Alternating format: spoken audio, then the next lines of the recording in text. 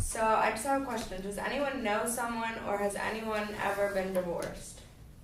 Okay. So I never particularly wanted to be married simply because I don't really understand why it's so important to be married.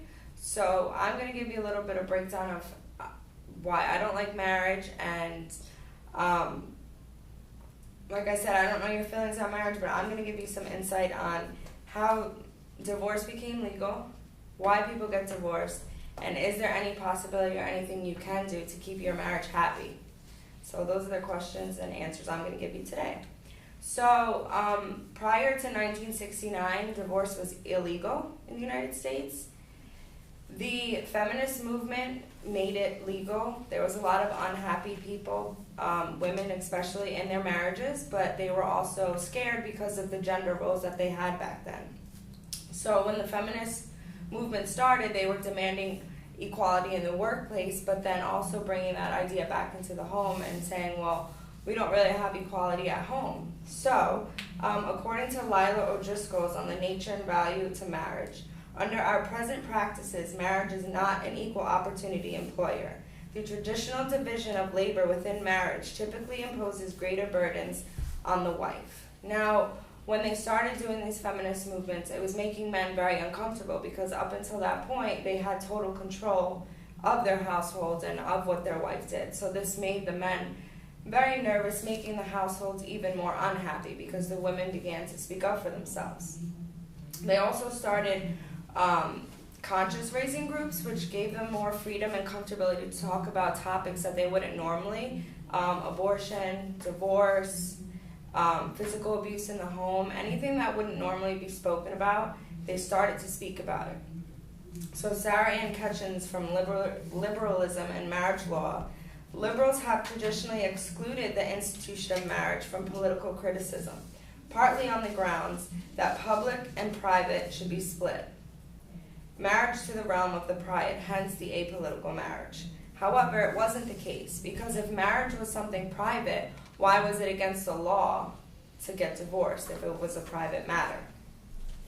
So, like I said, it wasn't legal till 1969. At that point, you still had to be divorced for 2 years. So after they fought this in 1969, although it was still taboo, it wasn't so horrible for women to get divorced. So many women were jumping at the ability to end their unhappiness at home. So Stephen Ruggles says in The Rise of Divorce and Separation in the U.S. 1880 to 1990, the social stigma with divorce clearly has diminished, and this had contributed to a decline in legal barriers to divorce, self-fulfillment, and growing intolerance of unsuccessful marriages.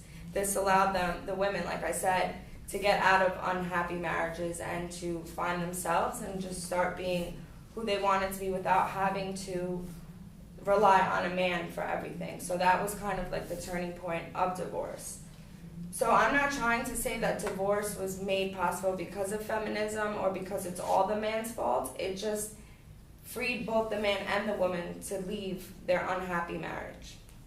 So let me tell you now that you know that divorce is legal, what the leading causes are, or the many reasons why people get divorced.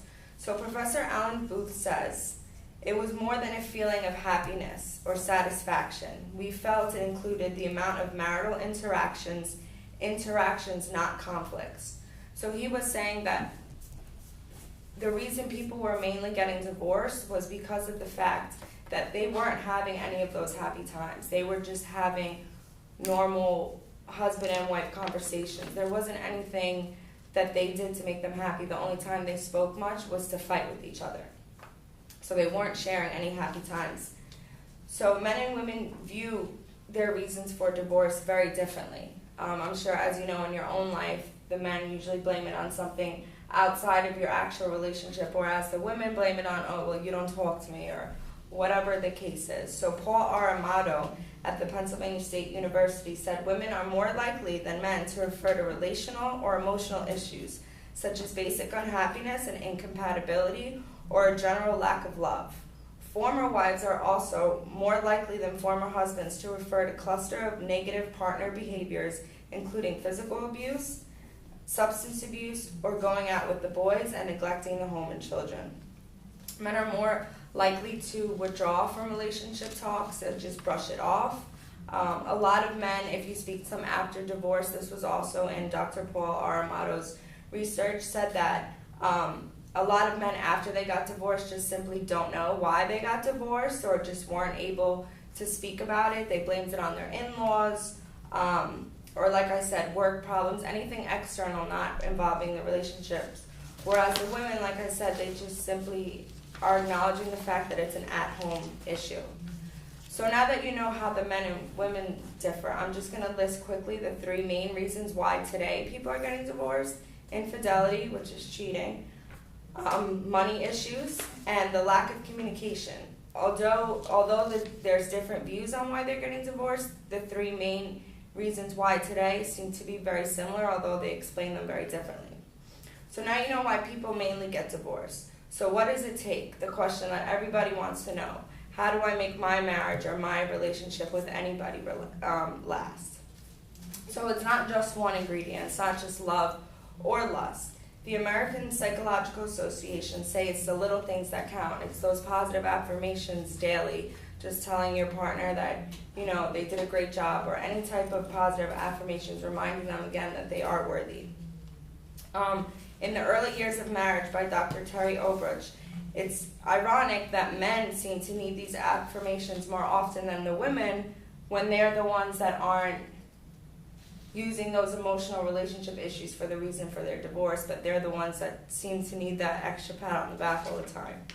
So that I found very ironic. So John Gottman, founder of the Gottman Institution, also said it's how you argue that makes a difference. He said 69% of conflicts in marriages never get resolved. The people who have stable, happy relationships are much gentler with each other.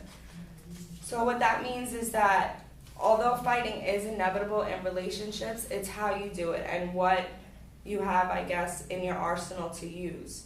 So although love is present in the relationship, there is time where you can call a truce. So other 3 things that you might need in a relationship, or do need, is communication. Now, I did mention Dr. Obruch and Mr. John Gottman. They actually agree that it's the exponential area.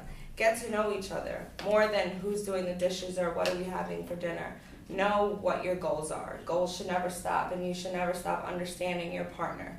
So communication is key, and speaking about those things that really mean something to you will make a relationship last.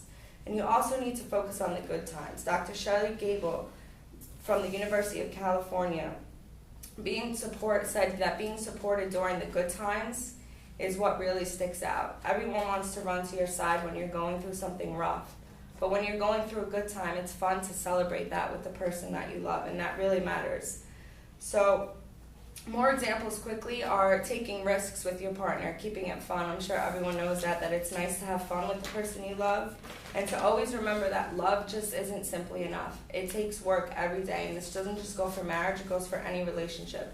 It takes a lot every day, to work at it. So the women fought for our rights, we got them.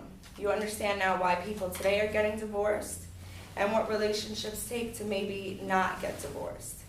Marriage should be a sacred thing. I'm not sure if my feelings will ever change, but now I know that if I do ever get married, or when I am in a relationship, I know that I have to work for it every single day. And I hope that I gave you some useful information if you are married or plan on getting married, how to stay married, or just how to be happy in your daily relationships.